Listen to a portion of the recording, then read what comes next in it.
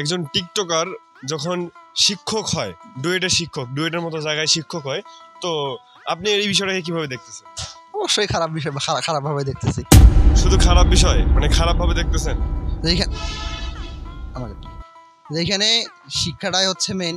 এখন শিক্ষা প্রতিষ্ঠানে যখন একজন টিকটকার যায়, অবশ্যই শিক্ষা প্রতিষ্ঠানের ভাবমূর্তি নষ্ট হবে।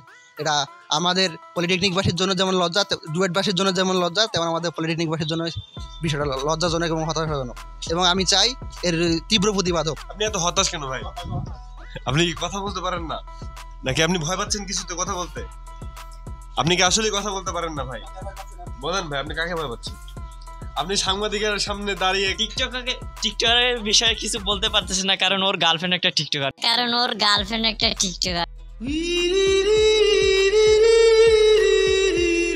আমি তো আপনাকে প্রথমবারে বলেছি যে যারা টিকটক করে তারা পড়াশোনাও করে। বর্তমান ডিজিটাল তারা হচ্ছে টিকটকার, ডুয়েটিয়ান। আচ্ছা আচ্ছা, তারা পড়াশোনা করে এবং নাচ গান করে, টিকটক করে, তারা ডুয়েট করতেছে। তারা ডিজিটাল, ওদের ভবিষ্যতে তারা নাচ গানের সাথে সাথে টিকটকের সাথে সাথে বাচ্চাদের পড়াশোনা শুরু করবে। আর এটা অলরেডি হচ্ছে, তোমরা দেখো নাই ভগ্নাংশ কয় প্রকার? নাচ গানের সঙ্গে টিকটকের সঙ্গে বুঝিয়ে দেওয়া আছে ভগ্নাংশ 3 প্রকার। কিভাবে সেটা জনগণ খুব ভালো করেই জানে। একজন টিকটকার যখন ডুয়েটের মতো জায়গায় চান্স পায় শিক্ষক হিসাবে, তো আপনি এই বিষয়টা কিভাবে দেখবেন? একজন টিকটকার যখন ডুয়েটের চান্স পায় শিক্ষক হিসাবে, সেটা আসলে দুঃখজনক। বর্তমানে শিক্ষা ব্যবস্থা, শিক্ষা বলতে তাহলে কিছুই থাকলো না। শিক্ষার মূল উদ্দেশ্য হলো শিক্ষিত হতে হবে, নিজেকে প্রতিষ্ঠিত করতে হবে। প্রতিষ্ঠিত মানে না এই যে আমি টিকটক করে অথবা আমাদের জ্ঞান যেটা আছে যেটা নেওয়ার প্রয়োজন সেটা না নিয়ে আমরা অন্যান্য দিকে যাচ্ছি, এটা ঠিক না। আর বর্তমানে শিক্ষা হলো মুখস্থবিদ্যার উপর দূরে আগানো যায় না। শিক্ষার মূল উদ্দেশ্য হচ্ছে নিজেকে কল্পনা করতে হবে, কল্পনার মাধ্যমে বাস্তবায়িত করতে হবে। এটা আমি মনে করি শিক্ষা।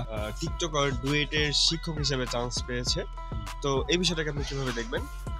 একজন টিকটকার আসলে এ বিষয়ে আমাদের বলার কিছু নেই, কারণ হচ্ছে যে মানুষের পার্সোনাল কিছু থাকতেই পারে। কেউ টিচার হিসেবে নিজেকে টিচার হিসেবে তুলে ধরেছে, কেউ বা টিকটকার। আপনারা দেখতেছেন যে কেউ ভার্সিটি পাস করার পরেও কোনো কর্মসংস্থানের ব্যবস্থা করতে পারছে না, অথবা কেরিয়ার গঠন করতে পারতেছে না। কেউ আবার দেখতেছেন 8 পাস করে, 5 পাস করে তার প্রতিভাকে কাজে লাগিয়ে বিভিন্ন ইউটিউব চ্যানেলের মাধ্যমে ব্লগার হচ্ছে এবং লক্ষ লক্ষ টাকা ইনকাম করতেছে। আসলে লেখাপড়া করে যে কোটিপতি অথবা বড়লোক হওয়া যাবে এটা কোনো বিষয় না।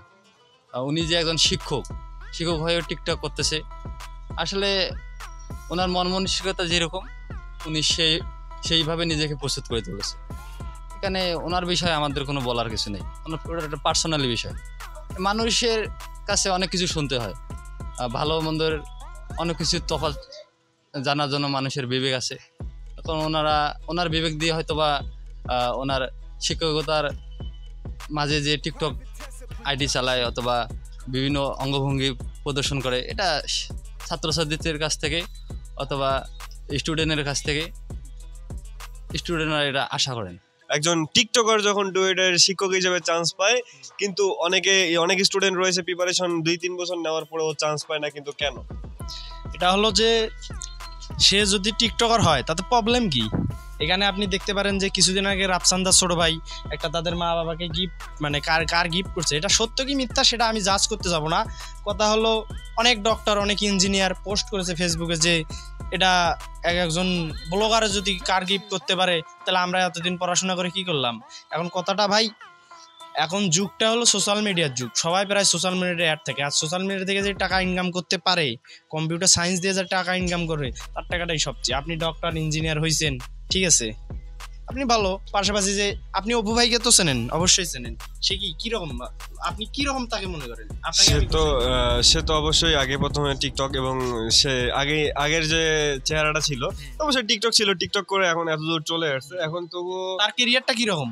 সে এখন বিলাসবহুল আছে, বিলাসবহুল প্রিন্স অবস্থায়। মামুন, হ্যাঁ, বিলাসবহুল অবস্থায়। ওমর অন ফায়ার, তাকে কিন্তু সবাই ভালো, বিলাসবহুল অবস্থায় ভালো আছে। এইরকম আমি বলতে চাচ্ছি যে অনেকেই হিংসা করে, অনেকে ডক্টর ইঞ্জিনিয়ার, যে আমরা এত টাকা দিয়ে পড়াশোনা করলাম, অনেক কিছু করলাম, তাও আমরা ওদের জায়গায় পৌঁছতে পারলাম না, একটা বাবা মাকে গাড়ি করতে পারলাম না, আমাদের সংসার চলে না। কিন্তু কথাটা হলো যে সব কিছু পড়াশোনার মাধ্যমেই যে ফুটে উঠবে সেটা কিন্তু ব্যাপার না। উনি টিকটক করছে ওনার পাবলিসিটি বাড়ানোর জন্য উনি টিকটক করছে।